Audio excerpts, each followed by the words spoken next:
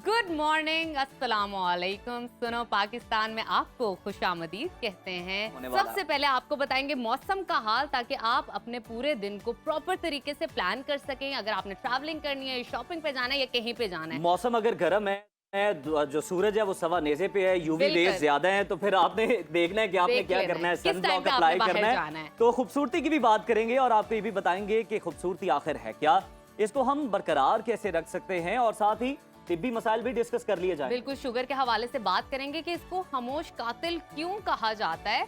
और हमारे पास दो मेहमान मौजूद होंगे जो कि हमें प्रॉपर तरीके से इस बारे में आगाह करेंगे। और फिर बात होगी मुल्क की सियासत की, मुल्क के हालात के हवाले से। सियासत तो फिर आपको पता जरूरी है, आपको आगाह करेंगे। और फिर हमारे साथ प्रोग्राम में बात होगी सुरों की। वाह वाह, हम बात करेंगे सुरों की। क्या माहौल हो जाएगा इस सेट हम आपको सॉन्ग भी सुनवाएंगे। और आज सबसे इम्पोर्टेंट चीज ये है कि सुरों की जब हम बात करेंगे ना, तो मियाँ बीवी हैं हमारे पास, दोनों गाते हैं, दोनों ऑब्वियसली साथ रहते हैं, और उनकी सिंक्रोनाइजेशन, उसका मजा आएगा बहुत ज्यादा। कहानी भी सुनेंगे कि कैसे ये सफर का आगाज हुआ। और आखिर में हम समाजी मसाइल पर भी बात करेंगे कि खवातीन की पसंद की शादी के खिलाफ लोग क्यों हैं और कितना हक है उनके होना पास। तो नहीं चाहिए, लेकिन आज हम डिस्कस करेंगे कि ऐसा क्यों है।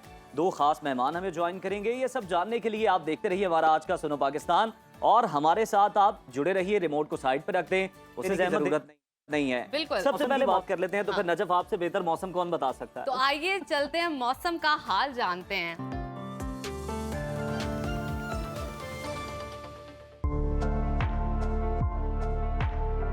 पंजाब, खैबर पख्तूनख्वा, आज़ाद कश्मीर, गिलगित बल्तिस्तान और बलूचिस्तान के बेशतर अजला में मौसम बदल रहा है। गुज़िश्ता 24 घंटों के दौरान सिंध में, कराची और हैदराबाद और साहिली पट्टी के अजला में मतला अबर आलूद रहा।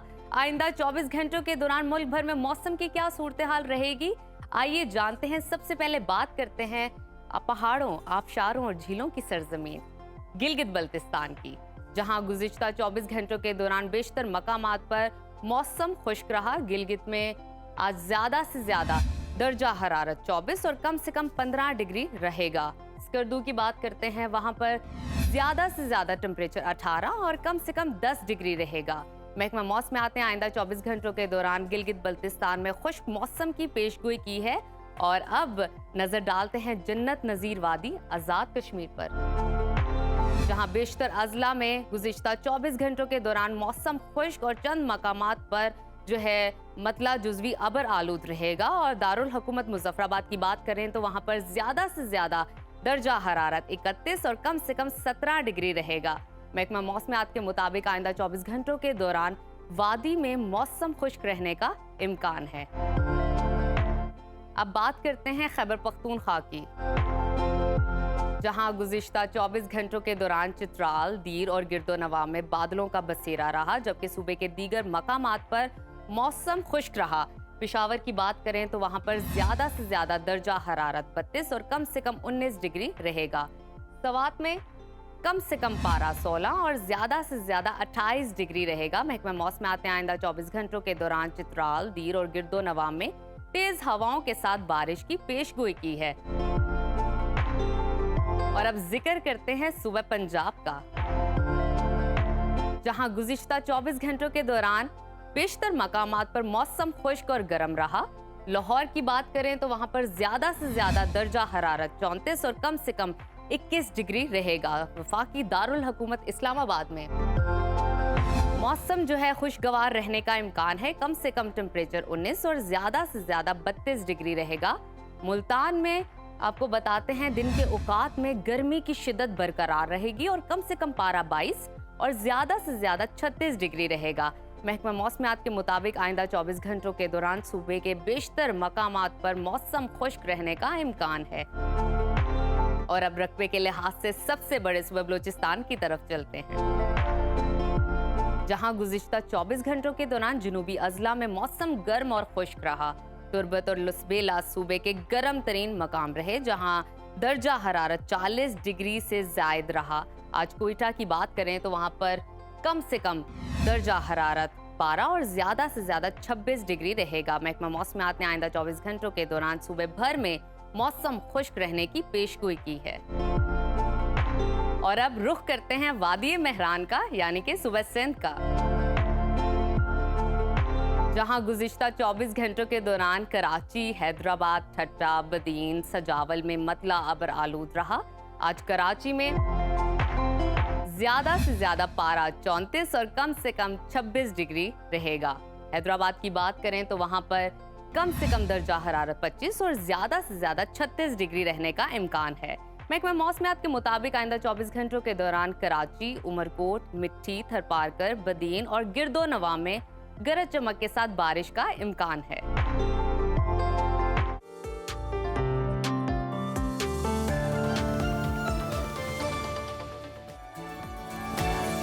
नजफ राजा ने आपको बड़ी खूबसूरती से बताया कि मौसम आखिर रहना कैसा है और आपने क्या तैयारी करनी है मौसम के अकॉर्डिंग। तो प्रॉपर तरीके से तैयारी कर लें आज के दिन की। अच्छा उज़ैर, आपसे सवाल पूछना चाहूंगी, आपके नजदीक आप मेरा इंटरव्यू कर रही हैं आज, सवाल पे सवाल आप मुझसे पूछ रही हैं। देखिए ब्रांड न्यू सेट है तो जरा तरीकेकार भी हमारा अलग सा होना चाहिए। मैं इम्तिहान के लिए तैयार हूँ। हाँ, खूबसूरती क्या है आपके नजदीक? अच्छा नजफ, देखें एक तो वैसे बड़ा एक आम फहम सा अब बोले जाने वाला जुमला है कि खूबसूरती तो देखने वाले की आंखों में होती है। मैं आपको ये जवाब नहीं दूंगा। अच्छा। मेरे नजदीक जो खूबसूरती है वो जो मुझे लगता है फीचर्स जिसके अच्छे हो ना, मेरी नजर में वो खूबसूरती। और फिर उन्हीं फीचर्स को इनहेंस कैसे किया जा सके, मजीद कैसे आपको ये आपका खूबसूरत बनाया डिपार्टमेंट जा सके, ये आज हम आपको अपने सेट पे बताएंगे। हमारे साथ जो है गेस्ट मौजूद हैं शुमाइला अली राजा, जो हमें असिस्टेंट के साथ है प्रॉपर तरीके से डेमोन्स्ट्रेट करेंगे कि कैसे खूबसूरत लगा जा सकता है। उन्हें वेलकम भी करें और उनसे आप टिप्स भी लें। बिल्कुल, आइए चलते हैं उनके पास। वेलकम टू सुनो पाकिस्तान। कैसी हैं आप? अल्लाह का ठीक। तो आज क्या नया लेकर आई हैं हमारे लिए कि खूबसूरत कैसे लगा जा सकता है? अच्छा, सबसे पहले तो मैं ये बताऊं कि हम आज करेंगे कैजुअल मेकअप। अक्सर ख़वातीन जो वर्किंग होती हैं उनके लिए ये ज़्यादा इम्पॉर्टेंट होता है कि वो किस तरह डेली रूटीन में उन्होंने मेकअप भी करना है, अच्छा भी दिखना है, लेकिन स्किन को हाइड्रेट भी रखना है।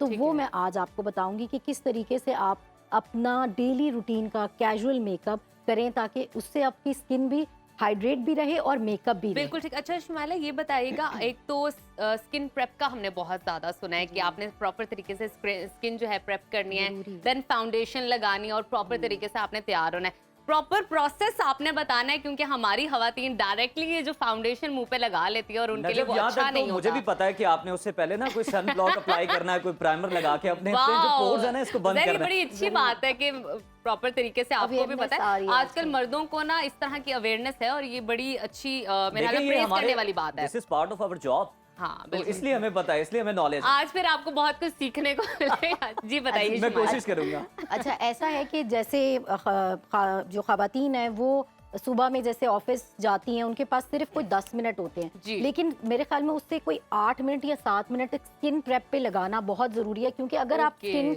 हाइड्रेट नहीं करेंगे तो डेफिनेटली एक तो आपकी जो भी फाउंडेशन या जो भी लगाया है वो ग्रे पड़ेगा, और जैसे जैसे क्योंकि आप डेली मेकअप कर रहे हैं तो स्किन डल हो जाएगी। तो अभी आप क्या सीरम लगाने लगी? या अभी right now I am using hyaluronic acid का सीरम, जो भी आपको क्योंकि सुबह के टाइम हाइलुरोनिक एसिड और विटामिन सी यूज किया करें। तो right now I am using hyaluronic acid, उसके ऑलमोस्ट 2 से 3 ड्रॉप लगा लें। ये तो बड़ी अच्छी बात है कि आपने क्वांटिटी भी बता दी है। कुछ लोग बहुत ज्यादा भी अप्लाई करते हैं और कुछ लोग बहुत कंजूसी से अप्लाई करते हैं। माले मुफ्त दिले पे रहम। जी, अभी मैंने देखिए स्किन मैं हाइड्रेट कर रही हूँ ताकि सारा स्किन को एंटीऑक्सीडेंट है ये हाइलुरोनिक एसिड। ये अच्छा, मैंने पूरा ये गर्दन को नहीं भूलना कि कुछ लोग सीरम लगाने के बाद सन ब्लॉक का इस्तेमाल करते हैं, क्या हम पहले कर सकते हैं? नहीं, पहले आप सीरम लगाएं बिकॉज ये लिक्विड फॉर्म है, डायरेक्ट एब्जॉर्ब होगा, जैसे एब्जॉर्ब होगा स्किन हाइड्रेट रहेगी। सबसे पहले प्रोसेस कि कहते हैं कि जो भी आप अप्लाई करें वो आप थोड़ी सी वेट स्किन पे करें, ये बात ठीक है? जी या बिल्कुल ड्राई करके, कुछ लोग तो टिश्यू से बिल्कुल ड्राई करके अप्लाई करते हैं। जी, अभी तो मैं देखिए वो रात का प्रोसेस है जब आप हल्का सा वेट करके, और वो अभी क्योंकि हमने हाइलुरोनिक एसिड लगाया है, इसके बाद आप हल्का सा मिस्ट लगा लें। वो wet, it's a kind of wet भी हो जाएगी ये डायरेक्ट एब्जॉर्ब भी हो जाएगा। ठीक है। अभी इसके अंदर राइट नाउ स्किन मुझे थोड़ी सी ड्राई लगी है, एक और सीरम मैं विटामिन सी का सीरम यूज कर मेरा रही ख्याल है हूँ। वो It's up पानी to की you। कमी होगी, स्किन ड्राई लग रही है आपको, अभी तो सर्दियां भी नहीं आई। जी लेकिन हो जाता है naturally- कभी कभी मुझे ऐसा लगता है उज़ैर, आप जितना मर्जी भी हाइड्रेटेड रहो, कुछ दिन ऐसे होते हैं कुछ ना नजफ, कुछ उसमें आप आप- हाइड्रेटेड नहीं रह सकते, बिल्कुल। कुछ आपकी वर्किंग सनब्लॉक ज्यादा होती है, आप बहुत पानी कम पीते हैं, इंपॉर्टेंट वाटर है। इनटेक अभी कम। मैं हल्का सा सनब्लॉक लगा रही हूँ। देखिए ये सारी स्किन प्रेप हो रही है, ठीक है। ठीक है। ये देखिए मैं अब सन अच्छा नाजरीन, आप ये इस वक्त देख सकते हैं खवातीन के लिए स्पेशली जो घर बैठी हुई हैं और चाहते हैं उनको अच्छे से टिप्स मिले प्रॉपर तरीके से कि किस तरह आप एक अच्छा मेकअप कर सकती हैं। अगर आप वर्किंग लेडी भी हैं तो भी ये मेकअप आपके लिए है, जिनको सिर्फ 10 मिनट चाहिए होते हैं तैयार होने के लिए और उसके बाद उनको लगता है कि अब मेरे पास वक्त नहीं है तो अब मुझे जाना है वहाँ से। तो आप ये ध्यान से देखिए कि कैसे आप अपनी जो ब्यूटी है उसको इनहेंस कर सकते और हैं। जिम्मेदारियां भी पूरी कर सकते हैं, जी, जलते हल्का आप। सा बस प्राइमर मैंने लगाया।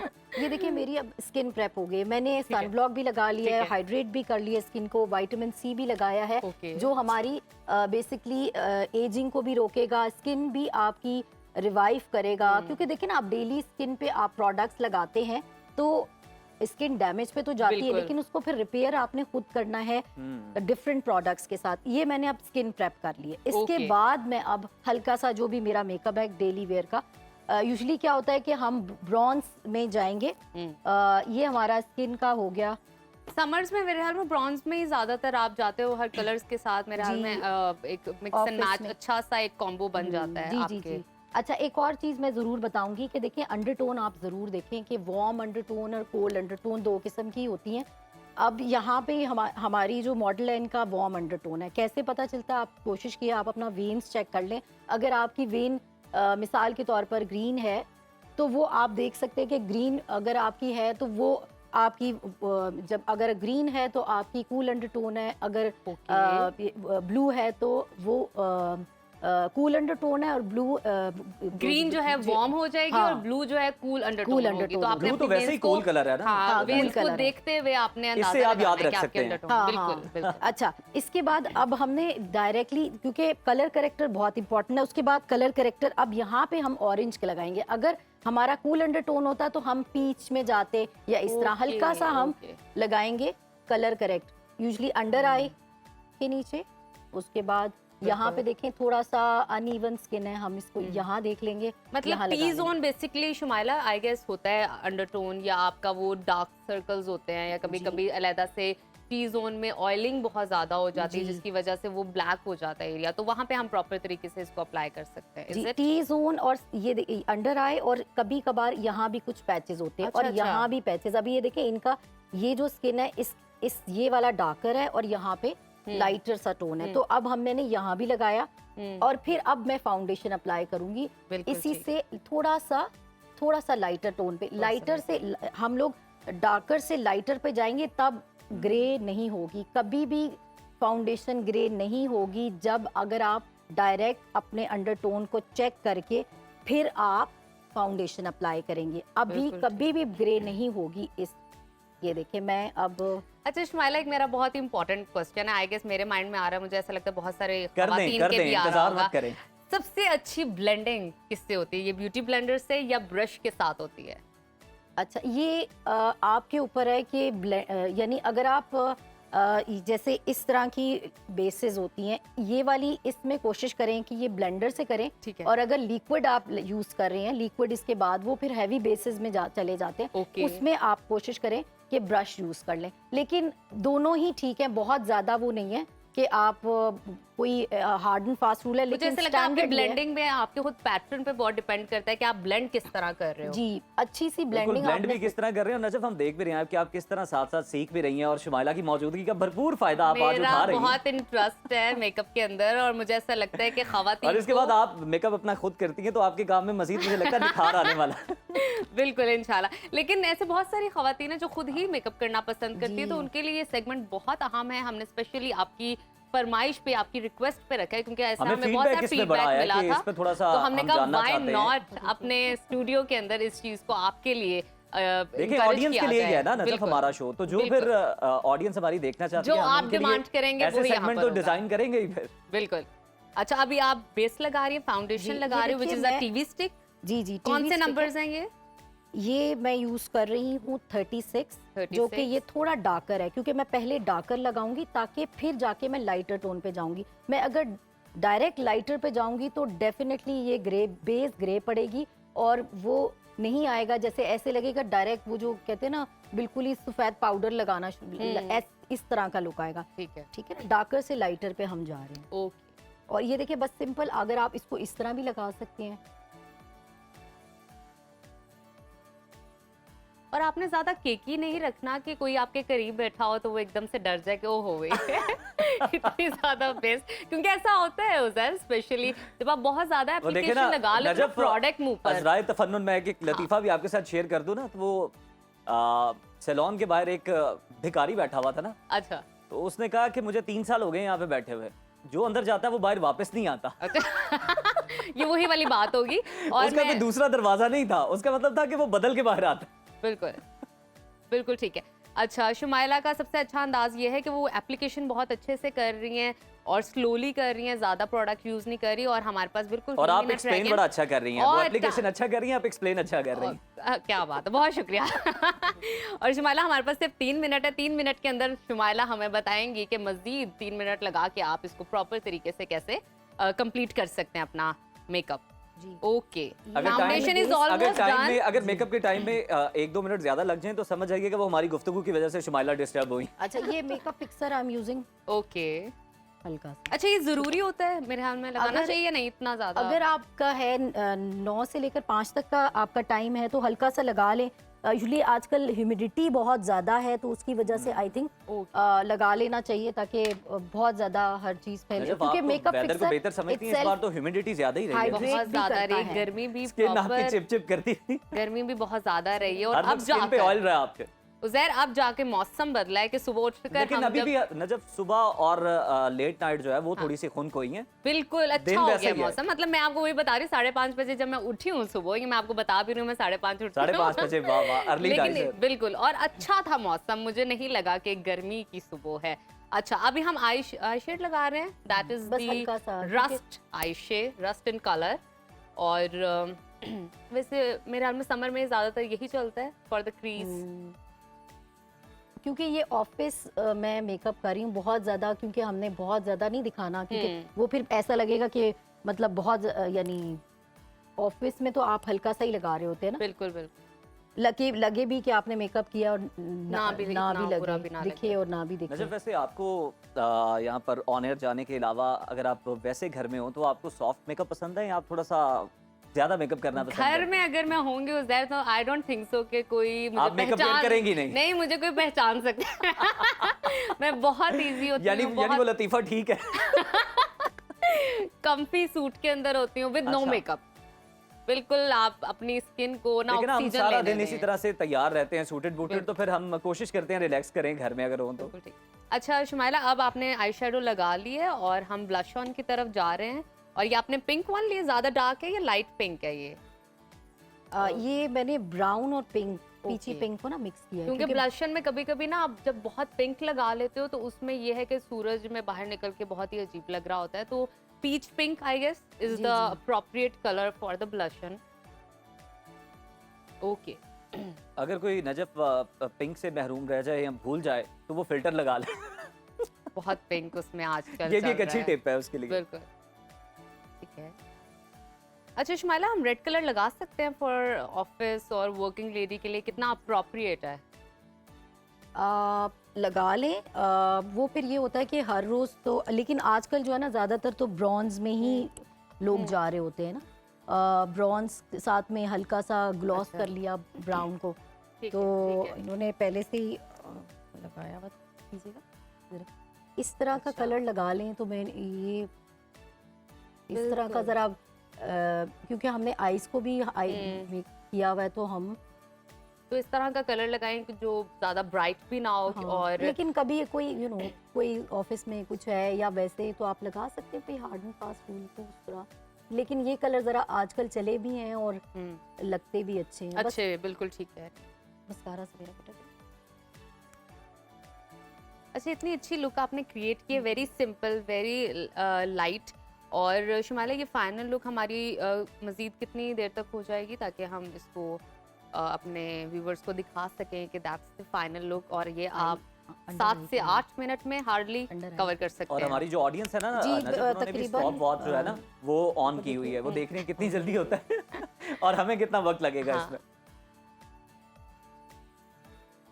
ओके, अब मस्कारा अप्लाई हो रहा है। सामने देखिए, ये बहुत टेक्निकल काम है मस्कारा अप्लाई करने का, क्योंकि कभी ये ऊपर लग जाता है, कभी आपकी साइड पे लग जाता है, और कभी आपको शिवरिंग हो रही हो तो कहीं पे भी लग सकता है। इसको सेट करने के कितने इम्कानात हैं? नाजरीन, अभी आपने देखा मेकअप हो रहा है और फाइनल लुक आपको दिखाएंगे, लेकिन वो अभी एक वक्त suspense हुआ है। है। बिल्कुल, उसके लिए और थोड़ा सा वेट करें। अभी वक्त हुआ है छोटी सी ब्रेक का। आपने कहीं नहीं जाना अगर आप ये फाइनल लुक देखना चाहते हैं। देखते रहिए सुनो पाकिस्तान।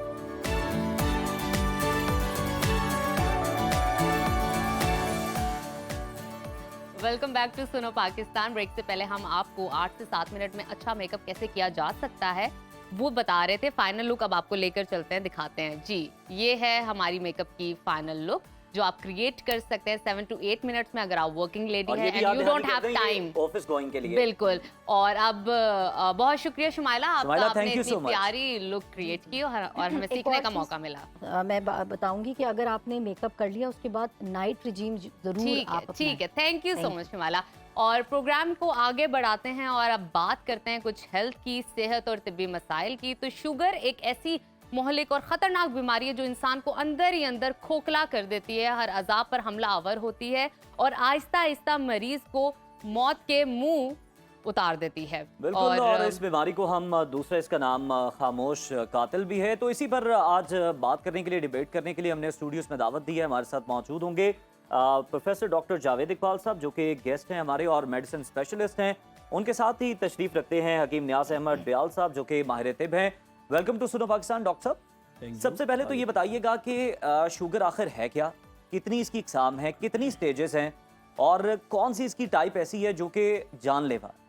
शुगर की बीमारी को मैं बिल्कुल आसान लफ्ज़ों में अगर लोगों के लिए एक्सप्लेन करूं तो इस तरह है कि जैसे आपको एक गाड़ी चलाने के लिए पेट्रोल की ज़रूरत है, जी, इसी तरह हमारे जिस्म को चलाने के लिए इंसुलिन की ज़रूरत होती है। बड़ी अच्छी मिसाल दी है। हाँ जी, अगर तो वो इंसुलिन अगर तो आपके अच्छी तरह सर्कुलेट हो रही है जिस्म में और कोई रास्ते में रुकावट नहीं है तो ये काम चलता रहता है और इंसुलिन पैदा भी अच्छी तरह हो रही है।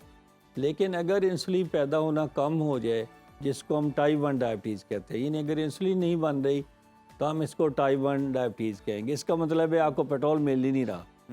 और एक ये है कि आपको पेट्रोल मिल रहा है लेकिन पेट्रोल मिल भी रहा है तो फ्यूल पंप जो है ना वो सही तरह शावर नहीं कर रहा, काम नहीं कर रहा, आगे से सफाई नहीं सही तरह हुई हुई, हाँ जी। सर्विस नहीं हुई। इसका मतलब है आगे से रुकावटें हैं उसकी सर्कुलेशन में। इस किस्म की डायबिटीज़ को हम टाइप 2 डायबिटीज़ कहते हैं, जिसमें इंसुलिन तो मौजूद है लेकिन कम मिकदार में मौजूद है, नंबर 1। नंबर 2, वो सही तरह से अपना काम नहीं कर पा रही, उसको हम कहते हैं इंसुलिन रेजिस्टेंस, यानी उसके रास्ते में मुज़ाहमत है और वो मुज़ाहमत मोटापे से भी पैदा हो सकती है। इसका मतलब है कि जो टाइप 1 मरीज होगा जिसके अंदर इंसुलिन नहीं है वो आमतौर पे थिन और लीन होगा, वो कमज़ोर होगा ज़रा, और जो टाइप 2 पेशेंट है वो आमतौर पे उन मोटापे का शिकार होंगे। तो इसकी इब्तदाई अलामात क्या हो सकते हैं? इलामात पे हम बात जब हाँ। करते हैं 3 क्लासिकल इलामात होती हैं। ओके, एक आपको प्यास ज़्यादा लगती है, अच्छा, एक आपको यूरिन ज़्यादा आता है क्योंकि ग्लूकोज यूरिन में निकल रहा होता है, और तीसरा आपको भूख ज़्यादा लगती है। हालांकि शुगर तो जिस्म में मौजूद है, ब्लड में शुगर बहुत ज़्यादा है, लेकिन वो शुगर आपके जिस्म के किसी काम नहीं आ रही, आपको एनर्जी प्रोवाइड नहीं कर रही। तो इस तरह से आपका जिस्म एक सिग्नल दे रहा होता है कि भाई कुछ खाओ पियो, मेरे अंदर एनर्जी की कमी हो रही है। डॉक्टर साहब, ये सब भूख अलामात ज़्यादा लग रही है। मौजूद हैं। हकीम साहब, आपसे मैं जानना चाहूँगा कि हिकमत हमें क्या बताती है? वो भी इसी तरह से डाइवर्सिफाई करती है कि ये एग्जाम है, ये स्टेजेस है, क्या उसमें अलामात हैं हिकमत के अंदर और क्या इलाज? बिस्मिल्लाहिर्रहमानिर्रहीम। देखें जी, बीमारी तो बीमारी है, लामहला उसका जो अमल है या उसके जो असरात हैं, जो उसकी तशख़ीस है वो तो सेम है। ठीक है। बहरहाल तिब के हवाले से ये कहा जाता है कि कुछ माहिरीन जो लोग हैं हमारे हुक्मा, उन्होंने कहा कि इससे हट के, क्योंकि ये एंडोक्राइन एक बीमारी है, जो बेनाली गुदूद होते हैं ना जी, ये उनसे रिलेटेड बीमारी है। तो हमारे जिस्म में जितने भी बेनाली गुदूद हैं वो को रेलिवेंट है आपस में। तो उस हवाले से ये सारी चीज़ें मिल के इसको पैदा करती हैं। दूसरे नंबर पे हम ये भी समझते हैं कि जो हमारा मेन मेटाबॉलिज्म जो है, जिसे हम आमतौर पे लोग कहते हैं कि जी मैदा दुरुस्त जी। तो तंदुरुस्त, तो जब हमारे मैदे में ख़राबी पैदा आती है, जब हमारे मैदे के पूरे तरीके से डाइजेस्टिव सिस्टम ख़राब हो जाता उम्र है, के साथ उम्र बढ़ती उम्र के साथ साथ हकीम साहब ये भी कहा जाता है मेटाबॉलिज्म आपका जो है वो वीक हो जाता है। जी ये तो तयशुदा बात है कि बढ़ती उम्र के साथ हमारे तकरीबन तमाम आज़ा जो हैं वो डिक्लाइन की तरफ बिल्कुल जाते ठीक। हैं। अच्छा हकीम साहब, मैं आपसे जानना चाहूंगी, मेडिकल साइंस तो ये कहती है कि एक दफ़ा आपको डायबिटीज़ हो जाए तो फॉर लाइफ आपको उसको ट्रीट करना है, केयर करनी है। मुझे बताइएगा हिकमत इस बारे में क्या कहती है? तो जड़ से क्या वो खात्मा मुमकिन है इसका? बिल्कुल जड़ से वो ख़त्म हो सकती है? जी नहीं, बिल्कुल नहीं। अगर कोई इस तरह का दावा करता है तो मेरा ख्याल है कि वो बेवकूफ़ों की एग्जैजरेट कर रहा है जन्नत में रहता है। ऐसी बात नहीं है, क्योंकि देखिए डॉक्टर साहब ने बताया कि जब इंसुलिन बनना बंद हो जाती है ना, एक होता है किसी ऑर्गन का ख़राब होना, एक होता है किसी ऑर्गन का डेड हो जाना। ओके। तो जो पेंक्रियास जब आपको इंसुलिन दे ही नहीं रहा तो उसे रिस्टोर करना जो है ये बहुत मुश्किल है। इसी तरह ही जिस तरह किडनी फेल हो जाए तो वो दोबारा बहाल नहीं हो सकते, अगर आपका दिल फेल हो जाए तो दोबारा बहाल नहीं हो सकता। तो ये हमारे सोशल मीडिया पे बहुत से लोग जो है उन्होंने लोगों को बेवकूफ़ बनाया हुआ है और वो बार बार ये कह रहे हैं ये कर रहे हैं 90 डेज में या ये तो हो वो रहा है। अपना शरबत बेच रहे हैं या वो वो अपना अपनी चूर्ण बेच फकियां रहे हैं, बेच रहे हैं कि उनके ये उनके खत्म लिए हो उनके लिए जाएगा। यही पैगाम है, नीम हकीम वबाले से। वो अपना चूर्ण बेच रहे हैं। डॉक्टर साहब आप मुस्कुरा रहे हैं आप। गर्जमंद जो होता है ना, गर्जमंद जी। वो दीवाना होता है, दीवाना होता है, वो कहता है कहीं से उसको मिल जाए जिस बस तरफ मुझे। लगा लें। हमारे लोगों में शॉर्टकट की बड़ी एक पोटेंशियल है उसको लेने का। जी। जब कि एक मैसेज आता है ना कि एक गिलास पिए और रिवर्स कर लें, तो हर तरह हर लोग उस तरफ भागते हैं कि यार इसमें से रिवर्सल हो जाएगी।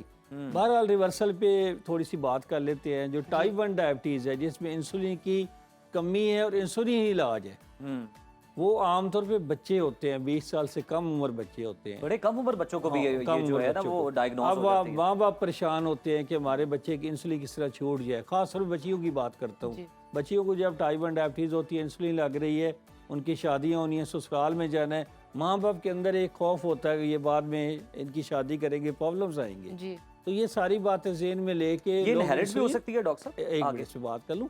इंसुलिन छोड़ देते हैं। इंसुलिन अगर आप छोड़ देते हैं टाइप 1 बच्चे में, इसका मतलब है वो गशी का शिकार हो जाएगा, ओ। जिसको हम कीटोसिडोसिस कहते हैं। तो यहाँ पे जो लोग उनको गुमराह करते हैं, मेरा ख्याल है वो एक क्रिमिनल एक्ट है कि आप एक टाइप 1 बच्चे को इंसुलिन छुड़वा दें। वो आप उसको गलत लगा रहे हैं, वो गशी का शिकार सोसाइटी की होगा वजह से। और जब वो कीटोसिडोसिस में आएगा हॉस्पिटल की इमरजेंसी में, तो उसके बचने के चांस कम। बिल्कुल ठीक डॉक्टर साहब। तो ये माँ से बच्चों को भी ये मुंतकिल हो सकती है, मतलब हाँ जी, इनहेरिट भी होती है ये? बिल्कुल। ये इसकी कुछ एग्जाम जो है, जैसे मोडी है, ये एक होती है जो उसकी किस्म होती है डायबिटीज़ की, जी। ये आमतौर पे इनहेरिटेड होती है और फैमिली में बहुत ज़्यादा लोगों को होती है। इसी तरह जो टाइप 2 डायबिटीज़ है उसमें भी इनहेरिटेंस का बहुत रोल है। बिल्कुल ठीक है। हकीम साहब ये फरमाइएगा, इसकी तशखीस तो डॉक्टर साहब ने बताया कुछ अलामात हैं, डॉक्टर साहब से भी पूछेंगे कि किस तरह से कोई जो मुख्तसर जो टेस्ट हैं कम दुरानिये के, वो करवा के आपको पता चल सकता है कि आपको किस किस्म की शुगर जो है या डायबिटीज़ आपको है। तिब में इसका क्या है, किस तरह से ये डायग्नोस की जा सकती है, तशखीस इस मरज़ की किस तरह से हो जाती है? जी हम भी इसी माशरे में रहते हैं जी। और जदीद साइंसी जो आलात हैं हम भी उनसे इस्तेफादा करते हैं। हम भी जो डायग्नोस्टिक जो टूल्स हैं, जो लेबॉरेटरिकल टेस्ट होते हैं, हम उसी पे डिपेंड करते हैं। ठीक है। लेकिन इसमें ज़्यादातर चूँकि हमारे हुक्मा हज़रात में नब्ज़ का भी एक सिलसिला है, जी। लामाला उससे भी बहुत सारी चीज़ें, यही मेरा तो- पॉइंट है। हाँ जी। लेकिन एक जो पिन पॉइंट चीज़ें होती हैं जी। उसमें जो इसकी मिकदार है, इसका लेवल कितना है, इसकी कम ज़्यादा है, वो लामाला आपको लेबॉरेटरी से पता चलेगा। नब्ज़ ये तो बता देगी कि ये मरीज़ शुगर का मरीज़ है, ठीक है। लेकिन ये उसकी जो मिकदार है, इसमें 200 है 400 है, वो लामाला आपको लेबॉरेटरी से Exactly, रिव्यू करना exactly. पड़ेगा। बिल्कुल ठीक। हम अच्छा, बात पीछे कर रहे थे, छोटी सी मैं जी बात जी कर जी, रहा जरूर था ऐड जरूर कीजिए। जरूर। कि बुनियादी तौर में हमारे माशरे में जो है ना जी, शऊर की कमी है। हमारे यहाँ लोग जो हैं इनको इस एजुकेट किए शोर नहीं की जा रहा। कमी है और शोर ज्यादा है। जी शोर ज्यादा है, शऊर कम है। शोर की भेड़ कमी। चाल इस बहुत वजह है। से हम भेड़ चाल ज्यादा हमारे यहाँ, और हम लोग सुनी सुनाए टोटके जो हैं उन पे अमल करते हैं, और ये तयशुदा हमारे तजर्बे में ये आया तो है। आपकी मौजूदगी का फायदा उठाते हुए डॉक्टर साहब आप ने फिर बड़ी आप भी इलाज खूबसूरत बात बताएं की, और हम हाँ। डॉक्टर साहब से भी जानेंगे कि क्या इसमें रेमेडी है, क्या किया जा सकता है एहतियाती patient? तदाबीर क्या हो सकती हैं जिसको और इलाज क्या हो सकता है? इलाज क्या हो सकता है? हाँ जी, मैं अब शुरू करूँ। जी जी आप शुरू करें। इस तरह से है कि आप तकसीम कर ले। एक मैंने जैसे बात की, जो इंसुलिन डिपेंडेंट है टाइप 1 बच्चे हैं, उनका इलाज तो इंसुलिन से ही होना है। उनको इंसुलिन की मुख्तलिफ फार्मूलेशन होती है, हम इस्तेमाल करवाते हैं। ठीक है। अब आ जाते हैं टाइप 2 लोग। टाइप 2 लोग जो हैं जिनको गोलियों से इलाज किया जा सकता है, इसमें काफ़ी जिद्दत आई है अभी रिसेंटली। फॉर एग्जांपल आप ओवर वेट हैं और आपको शुगर है, तो ऐसे इंजेक्शन अवेलेबल हैं जिनको आम फैम में ओज़ेम्पिक भी कहते हैं, वेगोवी भी कहते हैं, और अभी और फार्मूलेशंस भी आ गई हैं मार्केट में। और ये ऐसे टीके हैं जो आपके वेट को कम करते हैं, अच्छा, आपकी शुगर को नॉर्मल रखते हैं, ओके, और आपकी भूख को कम करते हैं। जबरदस्त ये जबरदस्त। 3 ही मसाइल होते हैं ना बिल्कुल डायबिटीज को, कि भूख ज्यादा लग रही होती है, डाइटिंग वेट करना बड़ा चाहते हैं होता है, लेकिन आपका भूख नहीं करने शुगर देती कंट्रोल उन्हें। नहीं होती। ये तीनों काम अगर एक टीके में हल हो जाए तो वो टीका अब अवेलेबल है। हफ्ते बाद एक इंजेक्शन लगता है, उसके साथ आप अपना वेट कम करें, अपनी शुगर को रिवर्स भी करें और कम भी करें। जबरदस्त। एक तो ये बात हो गई। दूसरी कुछ अद्वियात आ गई हैं जो यूरिन के जरिए शुगर को बाहर निकालती रहती हैं। ऐसी अद्वियात भी 6 to 10 kg वेट लूज करती हैं। और वेट, जिस बंदे का वेट ज़्यादा होता है उसको अगर उसका वेट बढ़े भी ना तो भी उसके लिए बहुत फ़ायदेमंद होता है। अच्छा, और जब वो 2 kg 3 kg कम करता है तो उसका मेटाबॉलिज्म बहुत बेहतर हो जाता है, जबरदस्त, और उसको एक फीलिंग बहुत अच्छी आती है कि मैं अब वेट कम कर रहा हूँ। तो 6 to 10 kg वेट कम हो जाना एक बहुत बड़ा एक मिरेकल होता है उसके लिए। ठीक है। सो उस वो अद्वियात आ गई हैं। उसके बाद फिर हम टाइप 2 डायबिटीज़ में कभी ज़रूरत पड़ती है, कोई कॉम्प्लिकेशंस हो जाती हैं या दवाइयाँ बिल्कुल नहीं काम कर रही या उनका वेट लूज होना बहुत ज़्यादा शुरू हो गया, बहुत ज़्यादा हो गया इंसुलिन, weight उसमें हम इंसुलिन का इस्तेमाल भी कर ठीक है। लेते हैं। जबरदस्त। रिवर्सल पे मैं थोड़ी सी बात कर लेता जी हूँ। जरूर। आजकल रिवर्सल पे बहुत काम हो रहा है। इवन टाइप 1 में एक इंजेक्शन आ गया है, उसको हम प्रिवेंशन में यूज़ कर सकते हैं कि हम टाइप 1 होने से ही बच्चों को बचा लें। ऐसे बच्चे जिनको टाइप 1 डायबिटीज़ है, उनके बहन भाइयों के टेस्ट करवा के उनको वो इंजेक्शन दिया जा सकता है टोप्लिजुमैब के नाम से, जो उनको प्रिवेंशन करे टाइप 1 की, होने ही ना दे। फिर आ जाते हैं टाइप 2। टाइप 2 में तो प्रिवेंशन और क्योर दोनों पॉसिबल है। ठीक है। अब रिवर्सल और क्योर की डेफिनेशन मेरी और आपकी डिफरेंट हो सकती है। मेरे हिसाब से रिवर्सल का मतलब है कि आपका जो 3 महीने का टेस्ट है वो 5.7 पे आ जाए विदाउट मेडिसिन, और फिर वो स्टे करे 3 महीने 1 साल, आप विदाउट मेडिसिन हैं लेकिन आप डाइट पे रहें।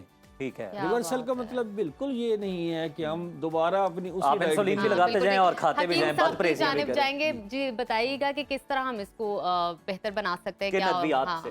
जी, असल में हमारे माशरे में जो खाने पीने की आदत हैं, जी, सबसे पहले तो वो उनको देखना चाहिए कि वो कैसी हैं। अपनी डाइट अच्छी करें। हम अक्सर ये देखते हैं कि एक शुगर का मरीज़ है, वो मीठा भी दबा के खाता है, फल भी खा रहा है, मिठाई भी खा ये रहा तो मस्त है है, और हमारी जब बात सोसाइटी आती है चाय की, कहता जी मैं चाय फीकी पीनी बिल्कुल मीठा सारा खाना लेकिन चाय में सब फीकी पी। एविडेंस अब रखते हमारी हैं इस जो बात ईटिंग का। हैबिट्स हैं, ये बड़ी आपने जबरदस्त बात। सबसे नुकसान बात जो है वो हमारी ईटिंग हैबिट्स का ख़राब होना है।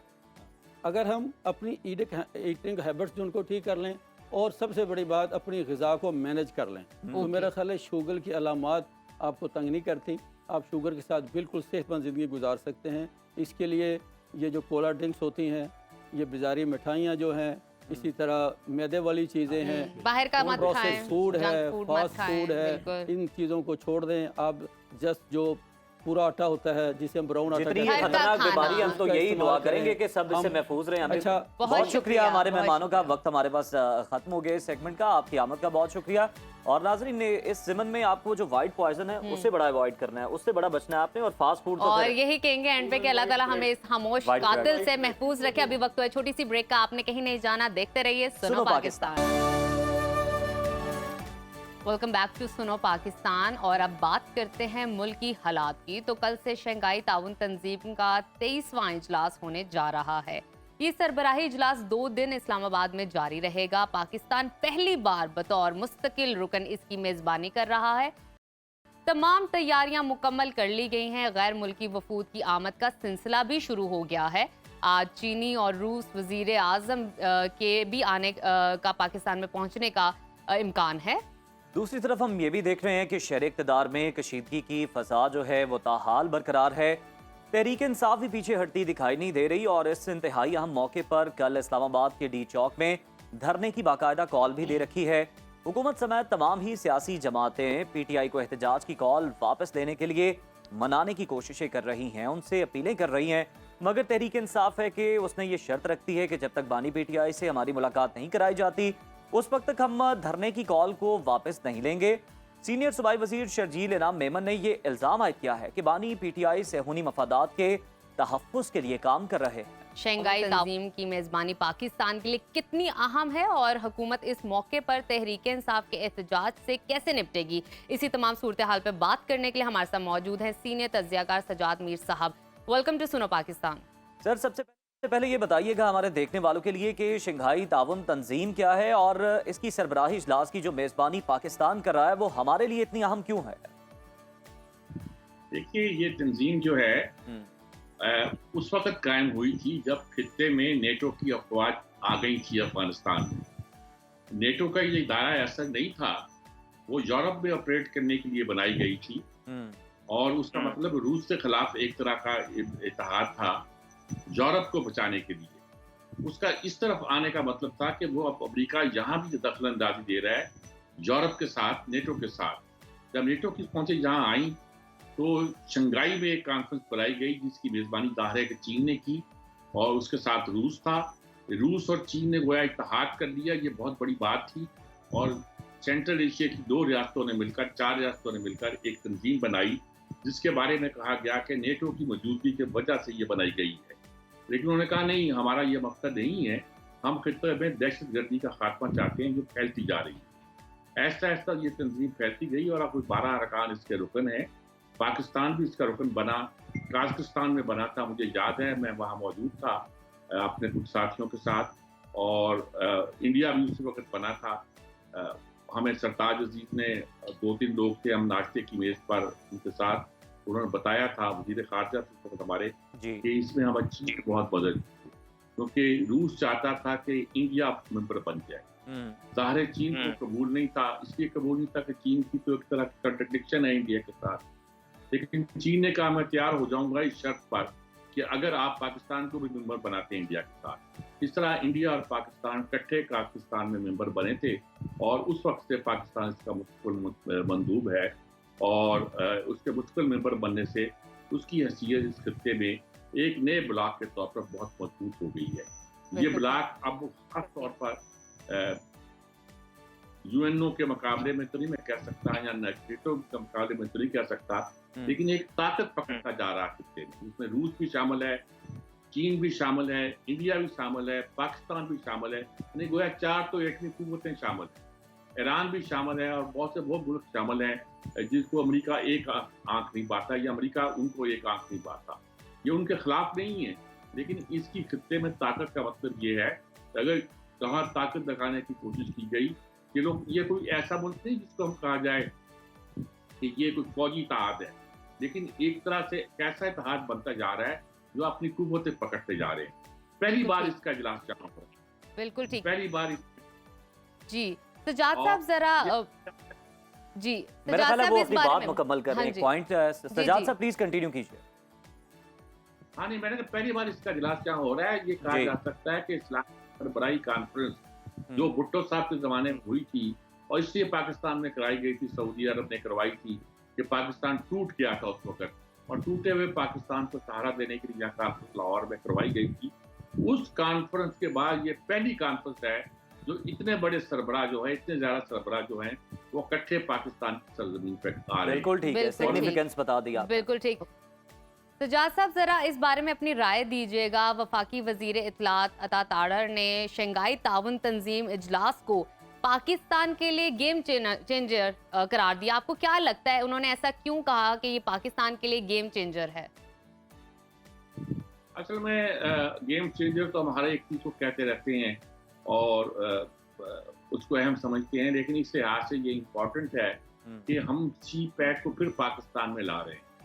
और सी पैक को पाकिस्तान में लाने का सबसे बड़ी निशानी ये है कि इस कॉन्फ्रेंस के हवाले से चीनी नायब वजीर आजम एक बायलैटरल दौरे पर पाकिस्तान आ रहे हैं, यानी 13 साल के बाद पहली बार आ रहे हैं।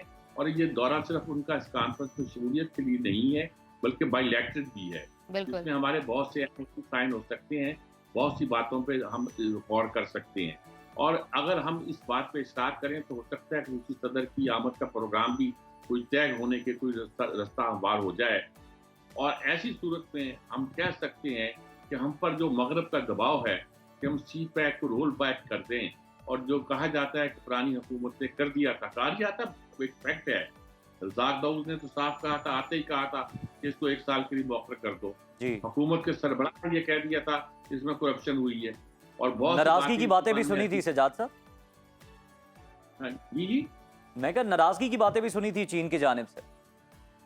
जी जी, ज़ाहिर चीन नाराज था, नाराज है, अभी जाके ठीक रहा है। इस पाकिस्तान के हुकूमत ने बड़ी कोशिश की है, और पहली बार ये लग रहा है चेन गेम चेंजर इस लिहाज से किया जा रहा है कि पाकिस्तान की फौज पहली बार बहुत डटकर इस सारे मंसूबे का जो सी बैक के जरिए पाकिस्तान की तरक्की का मंसूबा बन रहा है उसका साथ दे रही है, क्योंकि इसके अलावा पाकिस्तान का चारा नहीं है।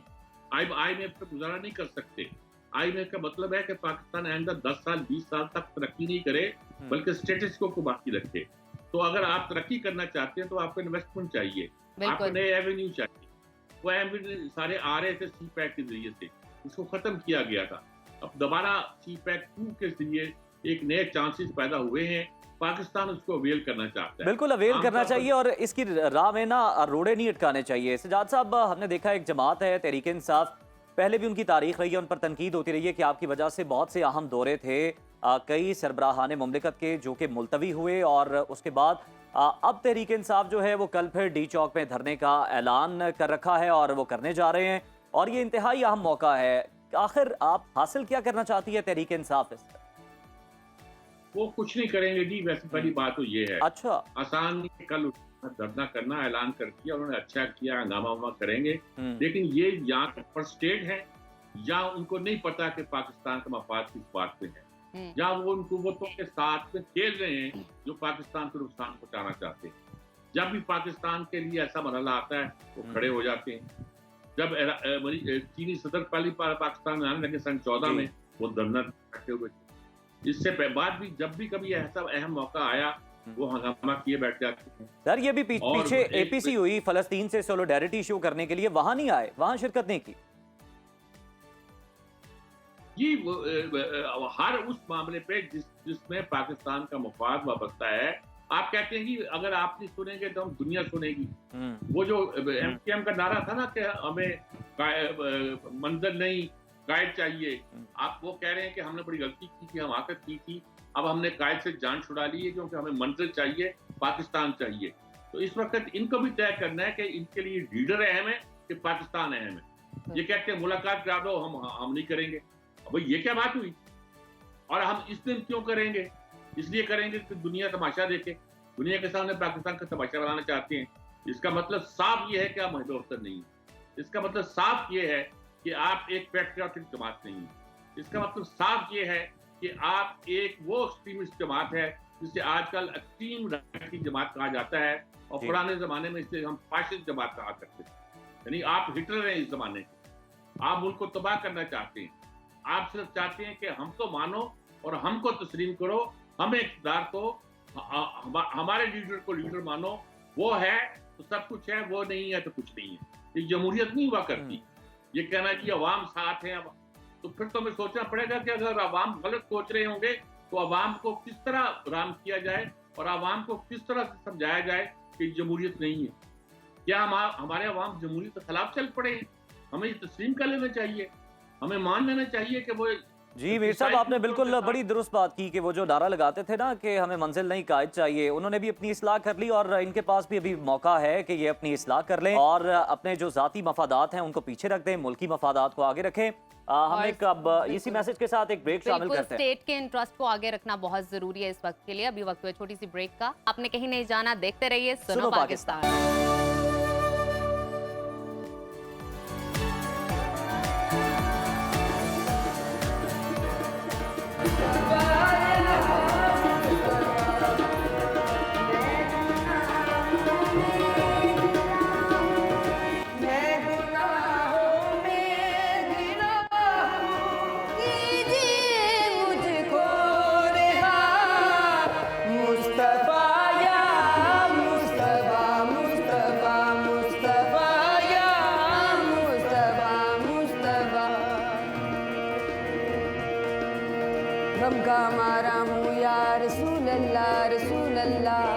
बेसहारा हूँ या रसूल अल्लाह, रसूल अल्लाह।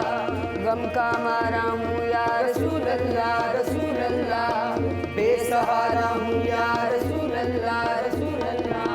गम के मारों की लाज रख लीजिए, गम के मारों की लाज रख लीजिए, बेनवाओं पे करम कीजिए। मुस्तफा या मुस्तफा मुस्तफा मुस्तफा या मुस्तफा मुस्तफा, मैं गुनाहों में गिरा हूँ, मैं गुनाहों में गिरा हूँ, कीजिए मुझको रिहा।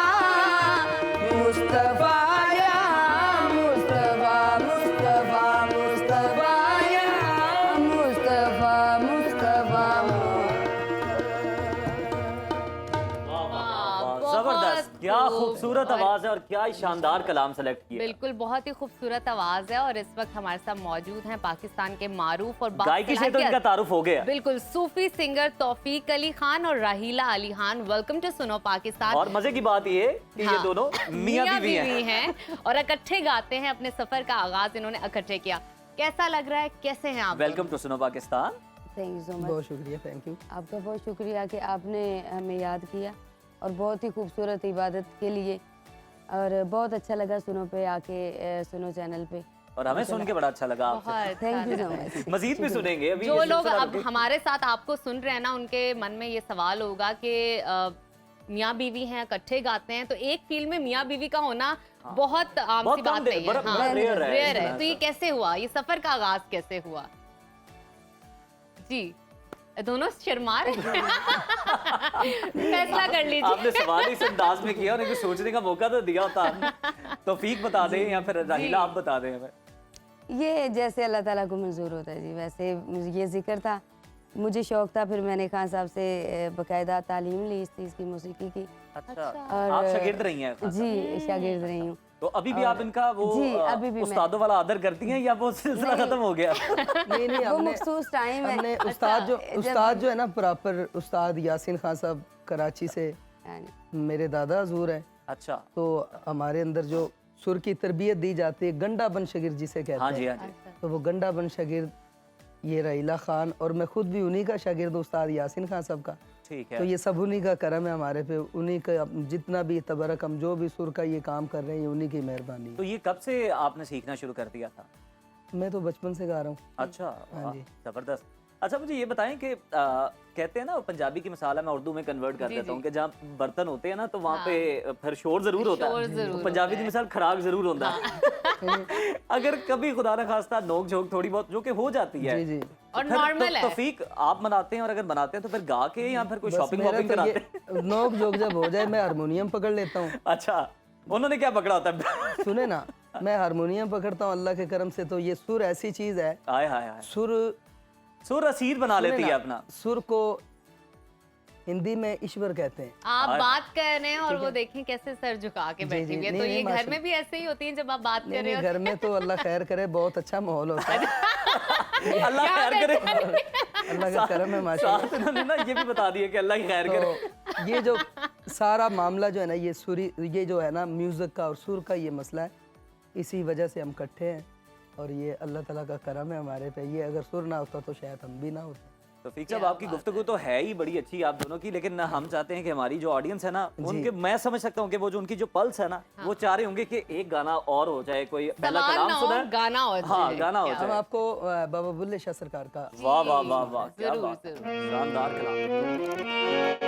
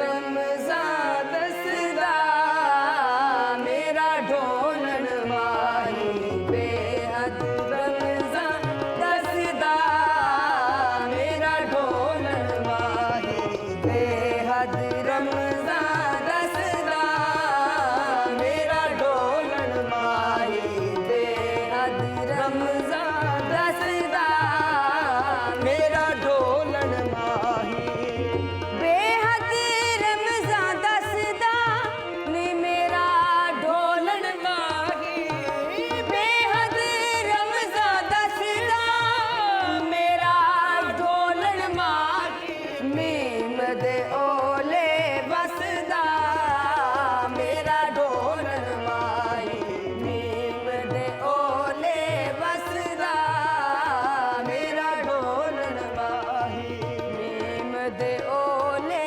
बसदा मेरा ढोलन माही किते शियाए किते सुन्नीए किते शियाए किते सुन्नीए किते जदादार किते मुन्नीए किते पताका बेदा दसदा पुतकाने विच किधरे वसदा बेहद रमज़ान दसदा मेरा ढोलन माही बेहद सारे सारे रे रे रे सारे गरे सारे गरे सारे गरे रे सारे गरे रे सारे गा मा पा प दा मा पा गा मा पा गा मा रे रे गा रे सारे गा मा पा दा नी दा पा नी दा पा दा मा पा गा मा पा दा नी सा नी दा पा दा मा पा गा मा पा गा मा रे गा रे सा बेहद रमज़ान दसदा मेरा ढोलन माही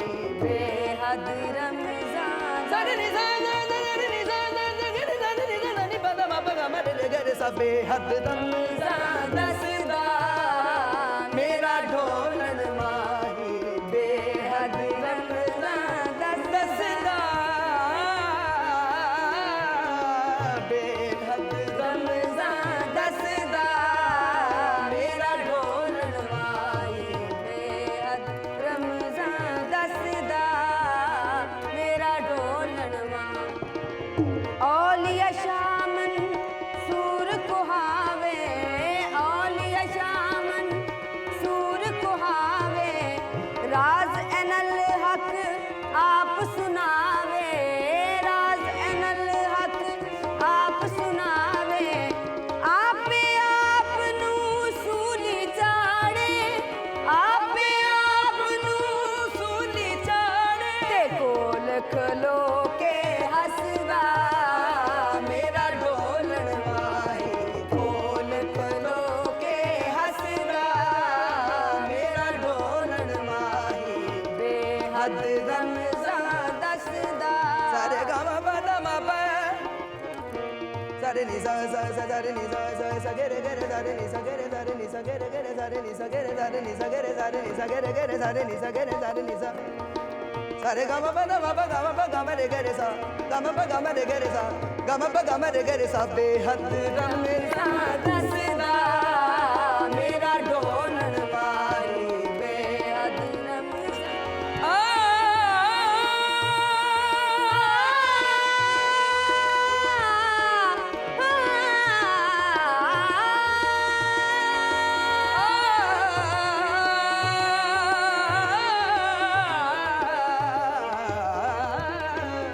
बेहद रमज़ान दसदा मेरा ढोलन माही बेहद रमज़ान दसदा मेरा ढोलन माही बहुत खूब, बहुत शानदार, समा बहुत बांध दिया जबरदस्त, आप लोगों बहुत ने। सुरीला। क्या समा बांधा है आपने, और क्या खूबसूरत आपकी केमिस्ट्री है। क्या वो एक जहाँ पे एक छोड़ता है और दूसरा पकड़ता है, क्या मैं बात कहता हूँ है। कमाल है। बिल्कुल। और नाजरीन, आप दोनों का बहुत शुक्रिया। बहुत शुक्रिया अहमद सुनो का। पाकिस्तान मज़ीद का हिस्सा दोबारा बनने के अभी लिए। आपको बुलाएंगे। अभी वक्त हुआ छोटी सी ब्रेक का। आपने कहीं नहीं जाना क्योंकि अभी बहुत कुछ बाकी क्योंकि आपने है देखना है प्रोग्राम सुनो में। पाकिस्तान। जी, देखते रहिए सुनो पाकिस्तान।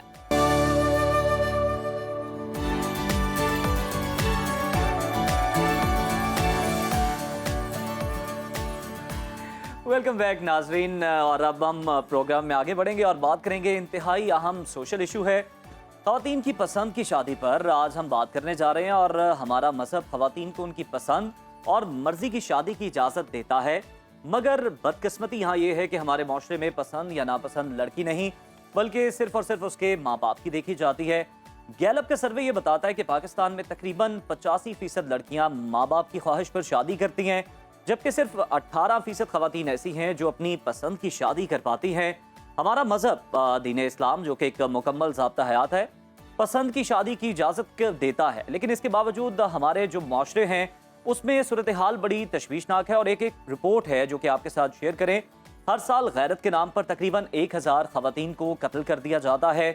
इसी तमाम सूरत हाल पर आज हमने डिस्कशन करने के लिए स्टूडियो में दावत दी है रिलेशनशिप एक्सपर्ट सादिया वाई हमारे साथ मौजूद हैं और मजहबी स्कॉलर अली वकार कादरी साहब ने हमें ज्वाइन किया। वेलकम टू सुनो पाकिस्तान। पहला सवाल तो सादिया मैं आपसे ही करना चाहूंगी, जैसे कि आपको हमने रिपोर्ट भी बताई, हमारे नाज़रीन ने भी सुनी कि जब भी ख़वातीन के हवाले से बात आती है कि वो पसंद की शादी करना चाहती हैं या पसंद की शादी कर लें तो बहुत सारे इश्यूज क्रिएट कर दिए जाते हैं।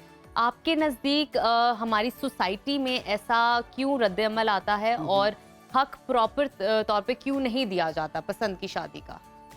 Thank you for the introduction and all that. यहाँ पर एक बात जो बहुत ज़्यादा इंपॉर्टेंट है, आपने कहा कि शादी की हक नहीं दिया जाता लड़की को, वो दिया नहीं जा सकता।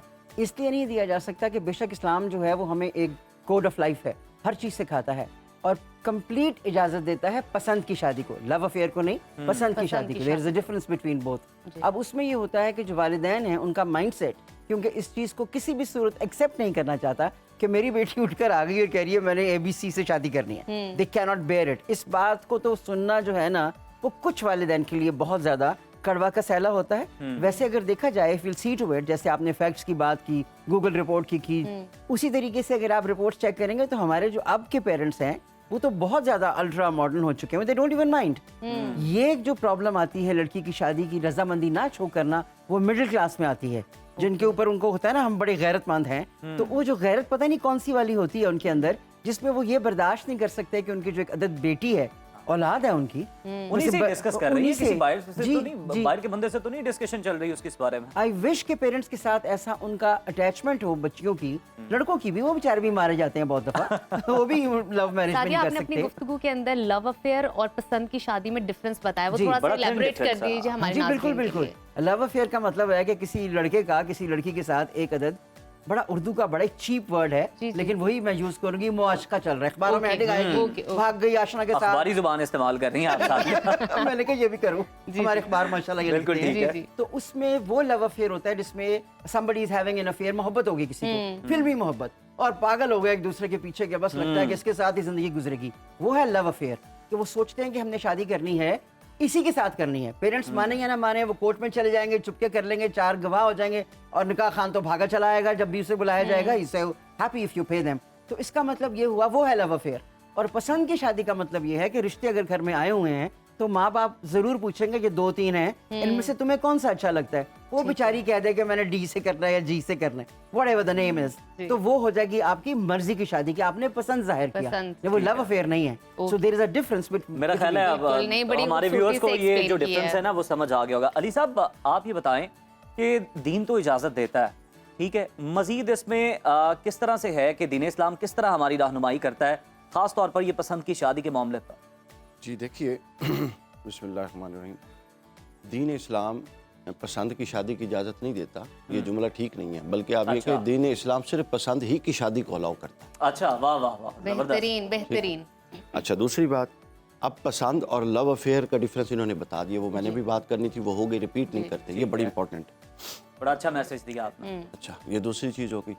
अब तीसरी चीज़ ये हो गई कि ये जो पसंद है ना, ये हर इलाके में और हर जहन और हर कैटेगरी और हर क्लास अपने तरह से डिफाइन कर रही है, यहाँ आके प्रॉब्लम हो रही है। अच्छा। इस्लाम ने तो पसंद की इजाज़त दे दी, बिल्कुल ठीक। कुरान ने कह दिया कि फ़न के हुलाताब निसा, उन औरतों से निकाह करो जिनको तुम पसंद करते हो, ये बात ख़त्म हो गई बिल्कुल। अब पसंद से मुराद क्या है, ये हमारा सोशल इशू है बेसिकली, कि अब मेरे नज़दीक पसंद और है, आपके नज़दीक और हर एक अपनी पसंद को ही ऑथेंटिक पसंद समझ के उस पर चल रहा है, जिसकी वजह से मुआशरे के अंदर ख़राबी आ चुकी है। अब आप देखिए, सबसे इम्पोर्टेंट ये है अगर मैं एक दो अहादीस इजाज़त दें तो बयान जी जी करूं? बिल्कुल। दो एक सहाबी हैं मुगीरा बिन शुबा, उन्होंने किसी औरत से निकाह कर लिया, पैगाम निकाह भेजा, निकाह नहीं हुआ। तो रसूल सल्लल्लाहु अलैहि वसल्लम ने पूछा क्या तूने उस औरत को देखा है? उन्होंने कहा नहीं, मेरे वालिदैन ने तय किया तो हो गया घर वालों ने। हज़रत ने कहा नहीं, इनेकाद निकाह से पहले उसको देखो। ठीक हो गया। तो ये सब इजाज़ात मौजूद हैं एक तरफ। अच्छा, अब हमारे यहाँ प्रॉब्लम क्या हुआ है, वो मजहबी एरिया हो या वो नॉन सेकुलर लोग हों, दोनों में डिवीजन है बहुत ज़्यादा। अब इस्लाम ये कहता है कि एक तरफ पसंद की शादी हो, साथ इस्लाम कहता है कि पसंद की शादी ऐसी हो कि जिसमें आपका वली भी मौजूद हो, आपका बाप और वो भी मौजूद हो, समझे? ताकि अब ये क्या है, अब वली को या बाप की मर्जी कोई रुकावट नहीं है। Islam is going to facilitate you, Islam आपको फैसिलिटेट करना चाहता है। कल को कोई इशू आए तो आपके बैकअप पे कोई खड़ा हुआ हो। जब आप बिल्कुल आइसोलेट हो चुके हैं, ठीक है ना, तो आपको इस्लाम बेशुतरे बेमार तमाम पोल नहीं जला देने चाहिए, तमाम पोल नहीं जला देने। तो लिहाजा इस्लाम ये कहता है कि अफजल औला और बेहतरीन सूरत यह है कि आपका वली, आपका बाप, भाई, ये जो भी उस वक्त है जिसका जो भी हयात है वो आपके पास खड़ा हो, आपके साथ हो। फिर उसके बाद इस्लाम ने 4 चीज़ें बताई। हदीस पाक हुज़ूर ने फरमाया कि 4 चीज़ें हैं जिसकी बुनियाद पे एक बंदा औरत की तरफ निकाह के लिए ख्वाहिश कर सकता है। उसके माल की वजह से, उसके हसब नसब फैमिली स्टेटस की वजह से, उसके हुस्न जमाल की वजह से और उसकी दीनदारी की वजह से। चारों जायज़ है, प्रॉब्लम नहीं। लेकिन फरमाया कि बेहतरीन वो है जो दीनदारी की वजह से राग़िब हो।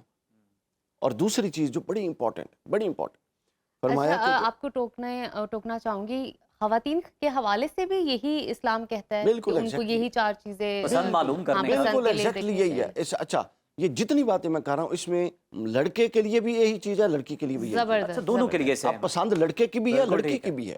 बिल्कुल जबरदस्त। अच्छा, अब ये देखिए तो मैं कह रहा था, अब ये 4 चीज़ें, ठीक है, लेकिन अब आप देखिए कि हम सोसाइटी में जब जाएं तो यहाँ पर इस्लाम एक कॉन्सेप्ट इंट्रोड्यूस कराता है जिसको कफ़ू का कॉन्सेप्ट कहते हैं। कफ़ू से मुराद है कम अज़ कम मुआशरती इक्वलिटी, कुछ ना कुछ आपका और उनका स्टेटस मिलता जुलता हो, ज़मीन आसमान का फ़र्क ना हो। इस्लाम बड़ा रियलिस्टिक दीन है। अब देखिए ना, एक अब झोंपड़ी, मिसाल के तौर झोंपड़ी में रहने वाली बच्ची अब किसी वजीर के बेटे से शादी कर देगी तो आप कहते हैं प्रॉब्लम नहीं आएंगे? 100% आएंगे। बिल्कुल, इसमें अली साहब इस्लाम ने जितनी पाबंदियां लगाई हैं वो सिर्फ इसलिए लगाई हैं इश्यूज एलिमिनेट से बयान किया कि दोनों के लिए यही है इस्लाम में जो अहकामात हैं। और लेकिन इजाजत दे दी जाती है, हम देखते हैं कि मुख्तलिफ फैमिलीज में, बट इफ एंड बट्स उसमें मौजूद हो। या तो इस सवाल को इस तरह ट्विस्ट करके बताया गया है कि माशरती सतह पे किन तब्दीलियों को आप देखते हैं जब इस तरह के मामला सामने आते हैं? क्वेश्चन है यार, इट इज सो डिफिकल्ट। मुझे ऐसे लगा कि रिदम में गई है उर्दू में, से कानू डायरेक्ट दिल से आ रहे हैं सवाल। मौजू इतना इम्पोर्टेंट है सबके लिए, ऑब्वियसली समझ नहीं आया मुझे। चलिए फिर आसान पूछ लेते हैं। दिल और दिमाग का रब्त कुछ ज्यादा हो गया। हेलो, ये क्या है? रिदम मैं सुनती रही आपको। माशरती सतह पे कौन सी तब्दीलियां हम ठीक कर सकते हैं या हम देखते हैं इस मामले के हवाले रिगार्डिंग से? मैरिज, जी, अपनी मर्जी की शादी, पसंद की शादी, देखिए जी, पसंद की फिर शादी। कहानी तो वहीं से फिर शुरू होगी। जिसे कहा जाता है कहानी बदल गई कि शुरू से ही आपको पकड़ना पड़ेगा माँ बाप की ट्रेनिंग को, क्योंकि अवेयरनेस नहीं ना है। जैसे ही उनको पता लगता है, नॉर्मलाइज करने की जरूरत है 100%। पता नहीं कैसे होगी, लेकिन जरूरत जरूरी है। लेकिन उसमें ये होता है कि as soon as a daughter कह दिया तुम अपनी पसंद से शादी कर लो, ठीक है, हम तुम्हारे साथ हैं। जैसे ही वो किसी जिक्र करती है तो माँ बाप का जो पारा है ना, वो एकदम पता नहीं कहाँ चला जाता है। वो अपनी बेटी के मुंह से कि जुमला सुनना बिल्कुल पसंद नहीं करते कि मेरी ये पसंद है, या लव मैरिज की बात ना भी करें, वैसे कह दे पसंद है, इससे मेरी शादी कर दो। They just don't like it. उसमें जैसे अभी इन्होंने कहा डॉक्टर साहब ने कि माशी जो है ना, जिसे I would like to say that class should be there. अगर जमीन आसमान का फर्क है कि आपने एक शहजादे के साथ एक ला के रख दी है, सॉरी टू से, एक आम सी अनपढ़ सी लड़की, तो वो कैसे शादी चलेगी उसकी?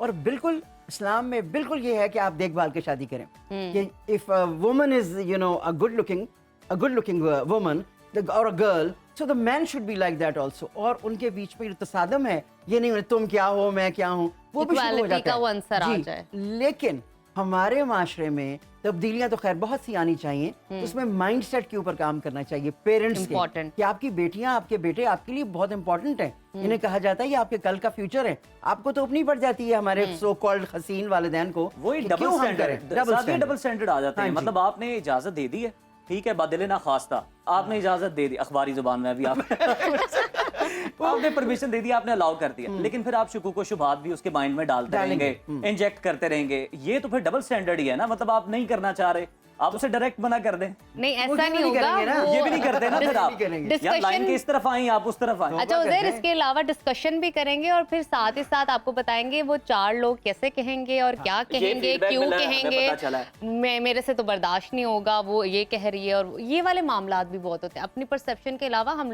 लोगों की सोच को भी बहुत आगे इंटरप्रेट करते हैं और देखने की कोशिश करते हैं कि अगला क्या कर रहा है। तो वहीं पर आ गया ना माइंड हाँ। कि आपको यही टेंशन लगी हुई है, अगर लोग क्या कहेंगे, लोग क्या कहेंगे। लोगों का काम ही कहना है, कहने तो उनको डजंट मैटर। मुझे तो मेरे ख्याल में क्या बात है, ऐसी सोच होनी चाहिए ना पेरेंट्स की, लोगों का काम ही कहना है। जिंदगी का सबसे बड़ा रोग क्या कहेंगे लोग, छड्डो परे लोगों ये वन लाइनर अच्छा, छड्डो परे लोग का। छड्डो। आई बिलीव दैट हमारा जो अल्लाह पाक की मेहरबानियां हम पर इनायत होती हैं और हम एक पॉजिटिव माइंडसेट बना सकते हैं, तो उसमें फिर सवाल ही नहीं पैदा होता। खैर का पहलू अली साहब तलाश करना चाहिए, बजाय इस तरह की बातें। आप तहफ़्फ़ुज़ात शो करें, आप शुकूक व शुबहात भी डाल रहे हैं, आपको खैर का पहलू भी तलाश कर सकते हैं उसमें। जरूरी नहीं होता ये जो पसंद की शादियां होती हैं वो सारे ही मिसमैच हों, कई मैच भी होते हैं, लेकिन पेरेंट्स उसको अपनी अना का मसला बना देते हैं। आगे जाके अंडरस्टैंडिंग डेवलप हो जाती है। मेरी मर्जी नहीं की माँ और बाप कहते हैं, तो लिहाजा वो लड़की जितनी भी कोशिश करे एडजस्ट होने की, जितनी भी कॉम्प्रोमाइजेस पे वो आ जाए, उसको हमने देखा है कई फैमिलीज में, उसको अकोमोडेट नहीं करते, उसको सेटल नहीं होने देते। क्यों नहीं होने देते? हमसे नहीं पूछा था, मैंने तो फलां से करना था, मैंने तो फलां से करना था। ये बड़ी सारी जिंदगी ताना ही मारते रहे, ये बड़ी ज्यादती की बात है। मैं आपको क्या मिसाल दूं, जब हजरत सईदा फातिमा तो ज़हरा का निकाह हुआ सलाम अलैहा, ये अल्लाह की वही से हुआ, अल्लाह ने वही नाजिल की हजूर पर कि आप अली से फातिमा का निकाह कर दें। सुभान अल्लाह। वही के बाद कोई गुंजाइश है राय लेने की? बिल्कुल नहीं। हजूर अंदर चले गए और हजरत फातिमा से पूछते हैं, अल्लाह ने ये फरमाया है, फातिमा बताओ क्या तुम्हें कोई एतराज तो नहीं अली के निकाह पर? वही के बाद भी रसूल की अली साहब इतनी आपने जबरदस्त बात कर दी और आपने मेरे ख्याल इतनी बड़ी मिसाल जो है ना वो आपने पेश की है और अहदीस की रोशनी में भी आपने इससे पहले भी बयान किया है। इसके बाद मेरा ख्याल है कोई गुंजाइश बचती नहीं है। तो बात वही है जो सादिया साहिबा ने कहा कि माइंडसेट चेंज करने की जरूरत है, नॉर्मलाइज। हमारा वक्त अली साहब खत्म हो गया, हमारे पास वक्त खत्म हो गया। इंशाल्लाह फिर आपको की वजह से सादिया साहिबा आपका बहुत शुक्रिया। इतनी बड़ी किल्लत वक्त की वो भी दामन वक्त में गुंजाइश खत्म हो गई। बहुत शुक्रिया, बहुत अच्छा लगा आप दोनों से बात करके। तो नाजरीन आपने सुना, आज हमने ये मौजू रखा था आपकी फरमाइश पे, क्योंकि आपका फीडबैक था कि इस मौजू के हवाले से बात की जाए कि खवातीन में जो पसंद की शादी है किस हद तक है। टॉपिक्स हैं, आप उन पर डिस्कशन सुनना चाहते हैं तो आप हमें अपना फीडबैक दे सकते हैं। उम्मीद है हमारा प्रोग्राम आज का आपको पसंद अपना और अपने घर वालों का बहुत सारा ख्याल रखिए। कल दोबारा से हम आएंगे आपके सामने नई खबरों के साथ और नए इंटरेस्टिंग मौजूआत के साथ। देखते रहिए सुनो पाकिस्तान।